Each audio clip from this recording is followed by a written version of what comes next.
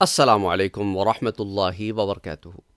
جب تک بھارت سے پاکستان میں طیارے داخل نہیں ہوئے تھے، اس سے پہلے پاکستان میں سوشل میڈیا پہ میم وار کا سلسلہ جاری تھا، جس کے اندر بہت زیادہ بھارت کی ٹرولنگ کی جا رہی تھی اور ساتھ ساتھ عجیب مضحکہ خیز قسم کی ویڈیوز سامنے آ رہی تھیں کہ جس کے اندر کہ بھئی اگر تم آؤ اور لاہور پہنچ جاؤ تو لاہوریوں سے پتہ نہ پوچھنا، کیونکہ لاہوری کبھی کسی کو صحیح پتہ ہی نہیں بتاتے، تو کہیں ایسا نہ ہو کہ واپس ہندوستانی پہنچ جاؤ۔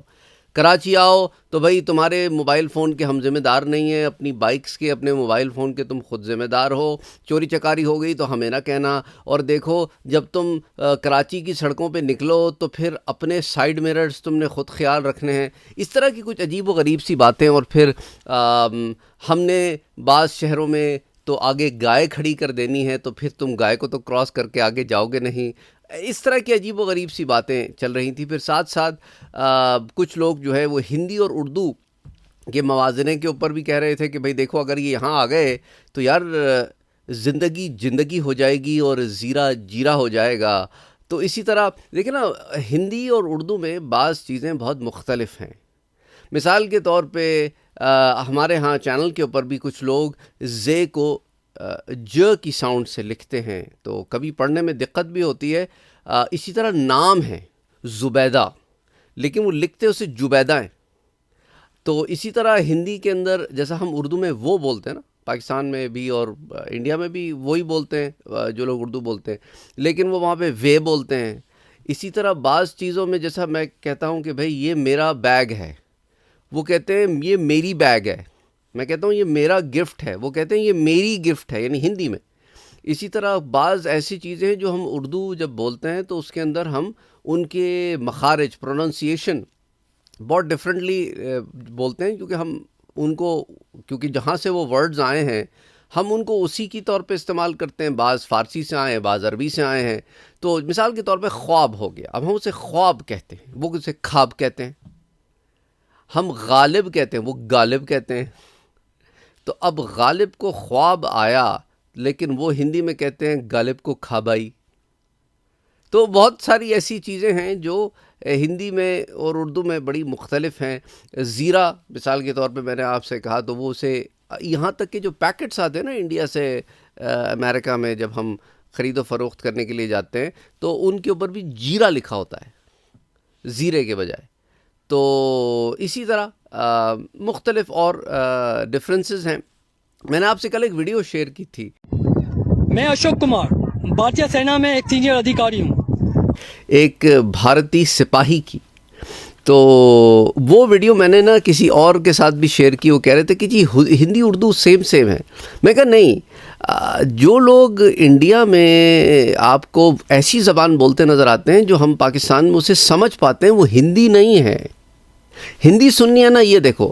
تو وہ جو بھارت کا ایک سپاہی تھا، اس کا جو میں نے آپ سے کل ویڈیو شیئر کی تھی، میں کہا یہ ہندی ہے، اس میں 90% ورڈز تو سمجھ ہی نہیں آ رہے ہمیں کہ بولا کیا ہے اس نے۔ یہاں تک کہ کسی نے بہت زیادہ ہندی فلمیں دیکھی ہوں اور وہاں سے وہ ورڈز اس نے سنے ہوں بار بار، تو اسے پتہ چل جائے گا ان میں سے کچھ ورڈز، وہ بھی سارے نہیں، کچھ ورڈز۔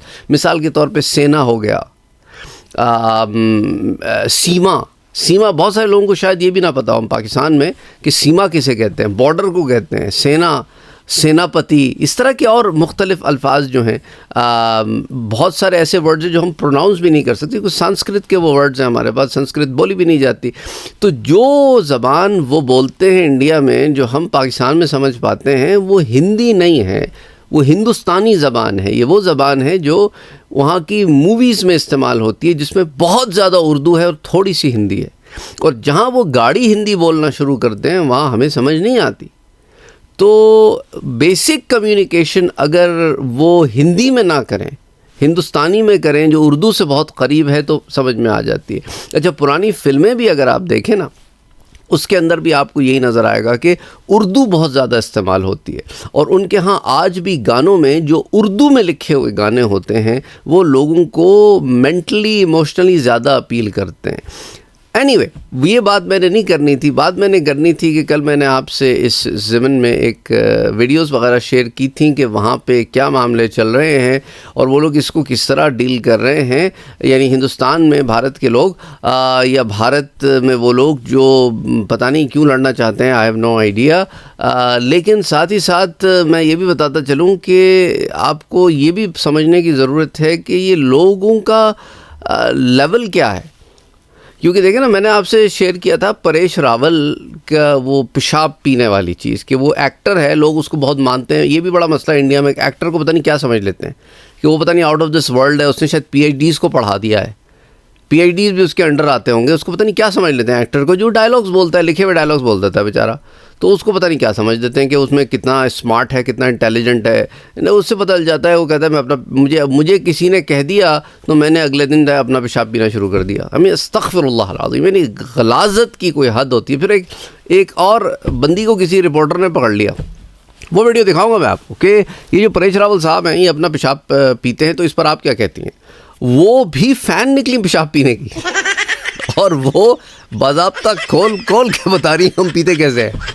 استغفر اللہ العظیم, استغفر اللہ العظیم, استغفر اللہ العظیم. یعنی یہ تمام باتیں جب بندہ سنتا ہے, بولتا ہے یار اے اللہ تیرا لاکھ لاکھ شکر ہے, تیرا بڑا احسان ہے کہ تو نے ہمیں مسلمان جو ہے پیدا کیا اور ہمیں مسلمان رکھا, اور ہمیں اس ایمان پہ استقامت عطا فرما کہ آخری دم تک لا الہ الا اللہ محمد رسول اللہ صلی اللہ علیہ وسلم ہم کہتے رہیں. اور یہ جو کھانے پینے کا معاملہ ہے, اس میں اللہ نے دیکھو کتنی پیاری چیزیں جو ہے نا, ویل ڈیفائنڈ چیزیں, حلال اور حرام میں بڑا فرق واضح کر کے, اور اس میں بھی طیب اور پاک چیزوں پہ ایمفیسس کر کے ساری چیزیں ہمارے لیے بڑی آسان کر دی ہیں. اور یہاں یہ لوگ ہیں کہ پیشاب پی رہے ہیں اور اس کو ڈیفائن بھی کر رہے ہیں, اور کہہ رہے ہیں سائنس تو صرف 200 سال پرانی ہے.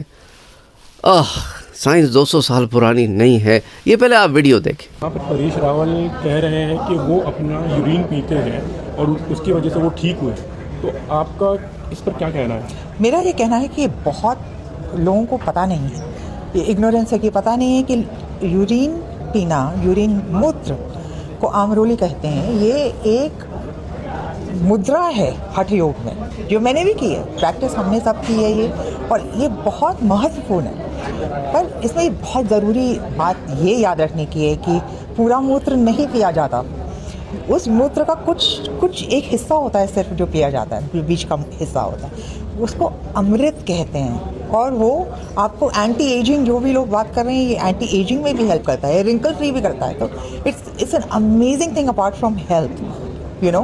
میں نے خود یوز کیا ہوا ہے. پر سائنس اس چیز کو ایکچولی اس کی اجازت نہیں دیتی, سائنس اس چیز کو بڑھاوا نہیں دیتا, تو کبھی کبھی ایسا ہوتا ہے کہ مس لیڈنگ بھی ہو جاتا ہے. سائنس کتنی پرانی ہے؟ 200 سال. یوگ کتنا پرانا ہے؟ 10,000 سال سے پہلے. تو کس کی بات آپ سنیں گے؟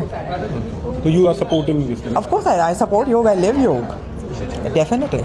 ویڈیو آپ نے دیکھ لی, آپ کو اندازہ ہو گیا کہ یہ لوگ کس قماش کے لوگ ہیں جو پیشاب پینے کو ڈیفینڈ کر رہے ہیں. تو سوچے وہ گھٹیا پن میں کہاں تک جا سکتے ہیں, وہ ظلم میں, بربریت میں, جارحیت میں کہاں تک جا سکتے ہیں. چھوٹے چھوٹے بچوں کو, عورتوں کو مارنا, یعنی جو شخص اتنی غلاظت کر سکتا ہے اس میں پھر انسانیت بچی کیا؟ نہیں بچی. اس میں تو حیوان بھی نہیں کرتا. حیوانوں میں صرف جو غلیظ ترین حیوان ہوتا ہے نا, وہ شاید ایسا کرتے ہوں. اچھا, اب آ جائیں ایک اور غلاظت کی طرف. یہ تو اپنی پوٹی پخانہ, یہ جو ہے نا پوٹی پخانہ بھی کھاتے ہیں یہ گائے کا. استغفر اللہ, یقین نہیں آ رہا. اگر یہ ویڈیو پھر نہ دیکھیں اگر آپ کو بہت زیادہ گھن آئے گی, لیکن میں آپ کو دکھاتا ہوں کہ یہ غلاظت ہے ان کی. دیکھیے, اگر ہم گائے کے گوبر کی بات کریں تو میری ممی تو ایکاشی کے ورت پہ ہمیشہ گائے کا گوبر لیتی تھی. یہ دیکھیے, 1 چمچ گوبر, اگر ہم 1 چمچ گوبر کھا لیتے ہیں تو ہمارا تن من پوتر ہو جاتا ہے, ہماری آتما پوتر ہو جاتی ہے. تو جو یہ بھی پیتا ہو اور یہ غلاظت بھی کھاتا ہو, تو اس سے پھر آپ کیا ایکسپیکٹ کر سکتے ہیں؟ اس سے تو یہی ہے کہ یہ وہی بات ہے کہ گرتوں سے گرتے ہیں, یہ گرتوں سے گرتے ہیں. یہ اللہ معاف کرے، اللہ ہدایت دے، آمین۔ اللہم صلی علی محمد وعلی آل محمد صلی اللہ علیہ وسلم۔ اے اللہ تیرا بڑا احسان ہے، تیرا بڑا کرم ہے کہ تو نے ہمیں مسلمان پیدا کیا اور ہمیں مسلمان رکھا اور ہمیں اسلام کی نعمت عطا فرمائی، اور اللہ سبحانہ و تعالیٰ اے اللہ ہمیں ایمان پہ، اسلام پہ استقامت عطا فرما، اور اسلام دشمن عناصر کو باری تعالیٰ تو شکست فاش عطا فرما، آمین۔ اور اے اللہ تیرا احسان ہے کہ تو نے ایسے لیڈر ہندوستان کی سرزمین میں پیدا فرمائے جنہیں یہ فہم آیا کہ مسلمانوں کی ایک الگ ریاست ہونی چاہیے، کیونکہ ان حالات میں، یہ حالات اگر یہاں تک پہنچ گئے جہاں تک آج پہنچ گئے ہیں تو سارے مسلمان پس جاتے، تو کم سے کم مسلمانوں کا ایک ملک پاکستان تو ہے نا۔ اللہ اکبر۔ اور جو پیچھے مسلمان ہیں، میں مانتا ہوں کہ ہندوستان میں جو مسلمانوں کی تعداد ہے وہ پاکستان میں موجود مسلمانوں سے زیادہ ہے، لیکن پاکستان اور بنگلہ دیش کے مسلمان ان کی تعداد ملا دی جائے جو اوریجنلی پاکستان بنا تو وہ آف کورس زیادہ ہے ان مسلمانوں سے جو انڈیا میں رہیں، لیکن یہ بھی یاد رکھیں ساتھ ساتھ جب انڈیا بنا تھا تو انڈیا اتنا بڑا نہیں تھا جتنا آج بڑا ہے۔ انڈیا نے بہت ساری ریاستوں کو، جو انڈیا میں آزاد ریاستیں تھیں جن برٹش چھوڑ کے گئے تھے، ان پہ حملے کر کے انہیں اپنے اندر ضم کیا ہے اور وہاں کے لوگوں کو مارا ہے، اور آج بھی مار رہا ہے۔ مثال کے طور پہ حیدرآباد دکن کی ریاست جو حیدرآباد سے لے کر ادھر برار تک، یعنی یہ مہاراشٹر تک آتی تھی، پورا اتنی بڑی ریاست تھی، اس پہ غاصبانہ شب خون مار کے ہزاروں لوگ جو ہے اس میں مارے گئے۔ کتنی عورتوں نے اپنی زندگیاں بچانے کے لیے کنوؤں میں چھلانگ لگا لی، اپنی عزت بچانے کے لیے کنوؤں میں چھلانگ لگا دی۔ یعنی آپ کو اس زمانے کی اگر کبھی، کیونکہ میں تو ان لوگوں کو جانتا ہوں جو زمانے میں آزاد حیدرآباد دکن کی ریاست میں پرنٹنگ پریس ان کی تھی، اور انہوں نے اس زمانے میں جنگ کے حالات کے اوپر پبلشنگ کی تھی پکچرز کے ساتھ۔ تو پھر جب انڈیا غاصبانہ طور پر وہاں قابض ہوا تو انہوں نے ان پرنٹنگ پریس والوں سے ان کی پرنٹنگ پریس لے کے ان لوگوں کو دربدر کر دیا۔ وہ مجبوراً پھر پاکستان آئے، کراچی آئے، کراچی میں آ کے سیٹل ہوئے، ان کی ساری زمینیں ضبط کر لی گئیں، ان کے سارے مکانات ضبط کر لیے گئے کہ تم نے ہمارے خلاف سچ لکھا کیسے۔ تو یہ تو وہ لوگ ہیں جن کو پرسنلی جو ہے میں جانتا ہوں۔ تو اینی وے تو ظلم اور بربریت کے تو آپ نے دیکھا کہ 1947 میں آزاد ہوئے اور 1948 سے ظلم شروع ہو گیا۔ کبھی کشمیر میں ظلم ہو رہا ہے، کبھی جونا گڑھ میں، کبھی پٹھان کوٹ میں، کبھی ادھر غازی آباد میں، تو کبھی ادھر حیدرآباد دکن میں، اور کبھی سکم میں، اور مختلف جگہوں پہ ظلم کے بازار گرم کر کے رکھے ہیں۔ اور پھر سکھوں کے اوپر جو ظلم و بربریت کی گئی ہے وہ بھی سب کے سامنے کھلی ہوئی ہے۔ اور پھر گجرات کو ہم آج بھی نہیں بھولے کہ مودی کی جب گجرات میں سرکار تھی تو گجرات میں مسلمانوں کے ساتھ کیا ہوا، اور پھر بابری مسجد ایودھیا میں کیا ہوا۔ یہ ساری چیزیں، سڑکوں کے نام یعنی اتنے گر گئے ہیں کہ اب سڑکوں کے نام بدل بدل کے خوش ہو رہے ہیں۔ انا للہ و انا الیہ راجعون، جیسا کوئی سڑکوں کا بھی کوئی دھرم ہوتا ہے، کوئی مذہب ہوتا ہے۔ یعنی اس قدر گرے ہوئے یہ لوگ ہیں، ان سے اور کیا ایکسپیکٹ کیا جا سکتا ہے کہ پڑوس میں رہ کے بھی خانہ جنگیوں سے باز نہیں آتے، کبھی بلوچستان میں اس طرح کے عناصر کو بلند کرتے ہیں، کبھی وہاں ادھر افغانستان کی طرف سے بارڈر میں سے وہاں پہ کچھ حرکت کرنے کی کوشش کرتے ہیں، کبھی یہاں کشمیر سے حرکت کرتے ہیں، کبھی ڈرونز بھیج دیتے ہیں، کبھی یہ معاملے جو ہیں وہ ایسے تنگ کر دیتے ہیں، اور کبھی پانی چھوڑ دیتے ہیں۔ یعنی وہ کہتے ہیں نا کہ پڑوس اچھا ہو یہ بھی بہت ضروری ہے۔ تو یہ کیسے ہیں؟ ان سے ان کا کوئی بھی پڑوسی خوش نہیں ہے، نہ ان سے چین خوش ہے، نہ ان سے نیپال خوش ہے، نہ ان سے سری لنکا خوش ہے، نہ ان سے پاکستان خوش ہے۔ یہ یعنی اس کا مطلب ہے کہ یہ خود اتنے غلیظ ہیں کہ ان سے خوش ہی کوئی نہیں ہے۔ اگر یہ اچھے ہوتے تو ان سے کوئی تو خوش ہوتا۔ یہ دور دور جا کے دوستیاں کر رہے ہیں، اور وہ دوست بھی ان کے اپنے نہیں ہیں۔ اللہ ہدایت دے، اور کیا کہہ سکتے ہیں۔ السلام علیکم ورحمۃ اللہ وبرکاتہ۔